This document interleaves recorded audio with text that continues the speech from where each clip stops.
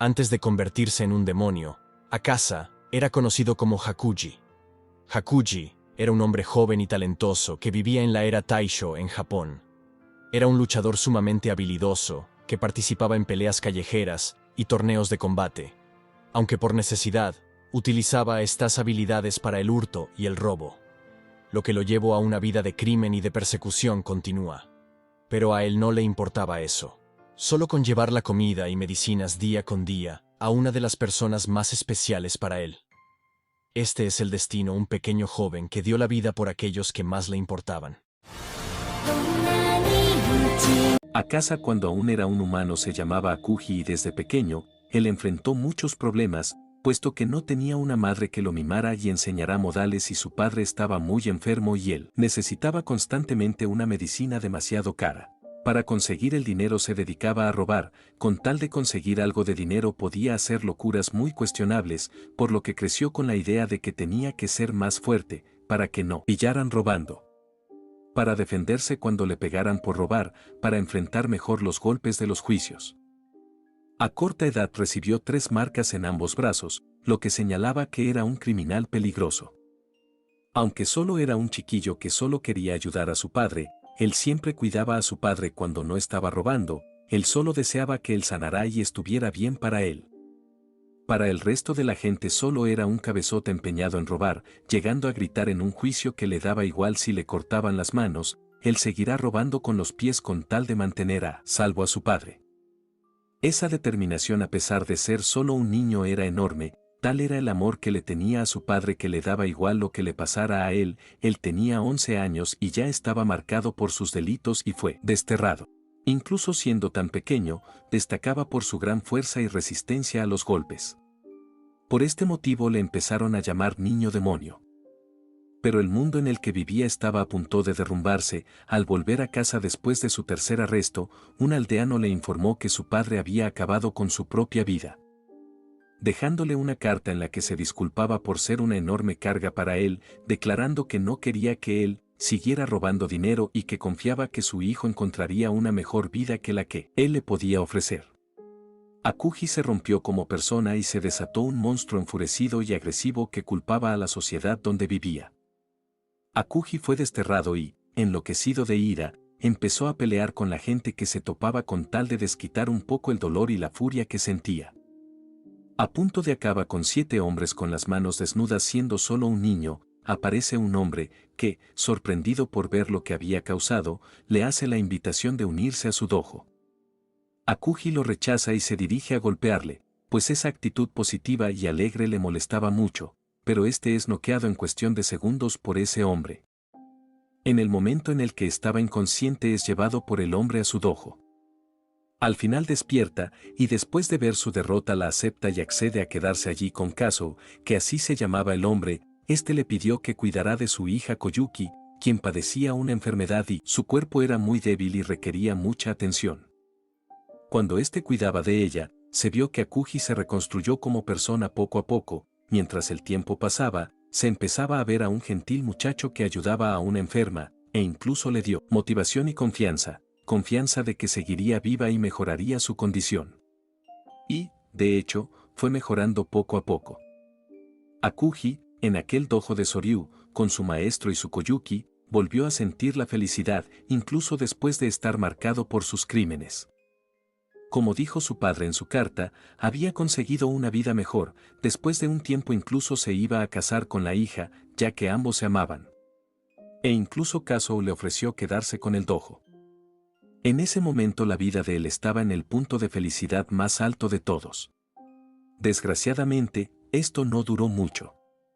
Una tarde salió a visitar la tumba de su padre para informarle sobre su matrimonio y, al volver al dojo, descubrió los cadáveres de su prometida y su maestro. Habían envenenado el pozo que usaba diariamente para vivir. Su maestro había tenido problemas con un dojo vecino, que no lo aceptaba y era el culpable de que el único discípulo suyo fuera Akuji. Sin pensárselo 2 veces, destrozado y con una ira ciega por la vida feliz que se le habían arrebatado, fue a aquel dojo y acabó con absolutamente todos, incluso discípulos, de una forma horripilante. murieron los 67 miembros de aquel dojo y solo sobrevivió una criada, que acabó enloqueciendo por la espantosa escena que había dejando. Tal catástrofe fue aquella, que durante años fue considerado una leyenda hasta acabar siendo olvidada. Después de esto, su vida vuelve a tomar un giro inesperado. Musan escuchó la tragedia sucedida y pensó que fue a causa de alguno de sus demonios, pero cuál fue su sorpresa al ver a un simple humano. Sin dejarle opción a nada, Musan obligó convirtiendo a Akuji en un demonio, que había perdido hasta su voluntad de vivir. En ese momento nació el demonio Akasa. En su forma de demonio, su físico cambió de tal forma que su piel se volvió blanca con más rayas, su pelo negro, rojizo, y sus ojos azules, amarillos, en los que más tarde estarían el kanji 3 por ser la luna superior 3. Su personalidad cambió a una en la que sostenía que el débil moría y el fuerte lo eliminaba. Durante todos sus años como demonio buscó seguir mejorando su técnica de combate y hacerse más fuerte, aunque, al perder todos sus recuerdos de cuando fue humano, no sabía para qué quería ser más fuerte. Podemos tener esto como una curiosidad, pero, según la Luna Superior 2, Akasa nunca devoró a ninguna mujer, y esto se confirma ya que nunca luchó o peleó contra una mujer o se escuchara que se comiera a mujeres al contrario de Doume. Su primera aparición cuando el grupo de Tanjirou venció junto con el Pilar de Fuego, Rengoku Kyojuro, al único superviviente de la masacre de los lunas inferiores, contando este con gran cantidad de sangre de Musan. Estando ya los cazadores de demonios bastante desgastados por el combate contra el luna inferior, el único que pudo hacerle frente a Akasa fue Rengoku. Akasa admiraba a Rengoku por su fuerza y su espíritu de batalla y le invitó a unirse a los demonios, pero fue rechazado, puesto que sus formas de pensar eran totalmente contrarias. Rengoku se mantenía bajo los valores que le dejó su madre antes de morir: el fuerte debe proteger al débil hasta que sea fuerte, y éste, a su vez, protegerá a otros débiles. Mientras que Akasa sostenía que el débil tenía que ser eliminado por el fuerte. Después de una intensa y corta batalla, Rengoku acabó herido de muerte y Akasa huyó, puesto que el amanecer estaba cerca. Akasa vuelve a aparecer en la reunión de las lunas superiores. Allí vemos que no tiene muy buena relación con el resto de demonios, especialmente con el 2, a quien se ve que le tiene mucho odio e incluso llega a atacar. La luna superior 1 se lo tomó como que él no respetaba la jerarquía y respondió cortándole con su ketane. Tras esto, Akasa se nota molesto, probablemente porque había demonios más fuertes que él. Después de la aparición de Musan en el territorio de los cazadores de demonio, cuando quedó atrapado e invocó algo así parecido a una casa gigante donde se encontraban sus demonios, volvimos a ver a Akasa. En esta ocasión se encontró con Hiyu y Tanjirou, que lucharon sin descanso contra él. En su primer encuentro con Tanjirou, declaró que él solo era un debilucho y su vida no tenía valor. Tras una charla con él en la que le elogiaba por haber mejorado tanto en tan poco tiempo, comienzan a charlar sobre los últimos momentos de Rengoku. En esto Hiyu había sido mandado a volar y aún no había aparecido. Él decía que elogiaba a Rengoku por su gran habilidad, pero Tanjirou señaló que solo estaba hablando mal de él y, repitiendo unas palabras que a él le sonaban de algo, la ira se adueñó de él. Tanto fue así, que llegó a golpear al aire, donde vio una figura de sus recuerdos y matar a Tanjirou era ahora una necesidad para él.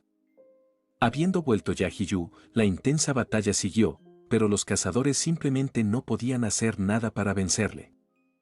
Finalmente, Tanjirou descubrió la brújula de Akasa y, recordando su conversación con Inosuke sobre que, antes de recibir un golpe, sentía un cosquilleo en aquella zona que sería golpeada, la conversación de Akasa y Rengoku sobre el espíritu de batalla y el territorio supremo, y unos recuerdos junto a su padre, ideó el plan y la técnica para cortarle la cabeza sin que él sintiera nada. Para esto, debía eliminar su instinto asesino y así, Akasa no podría sentir su golpe con su brújula. Con la cabeza ya cortada y desintegrada, se resistía a morir.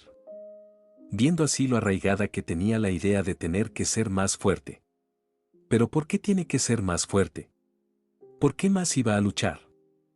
En este momento, él recuerda su vida de humano, junto con su padre, su prometida y su maestro, a quien pertenecían las palabras que Akasa escuchó en Tanjirou y la figura que golpeó en el aire. El cuerpo de su amada apareció ante él, tocándole y diciéndole que ya había hecho suficiente, que lo dejara. En aquella parte de la cara que ella había tocado empezó a recobrar su apariencia humana, su pelo negro y sus ojos azules, desaparecido las rayas y volviendo a piel a una tonalidad normal. Asimismo, veía a Musan, mandándole a seguir luchando. Finalmente él se decantó por su amada. Volviendo en sí en el campo de batalla, preparó un ataque que Tanjiro pensó que iba para ellos, pero antes de lanzarlo, él sonrió y se autoatacó, destruyendo su cuerpo y poniendo fin a su vida.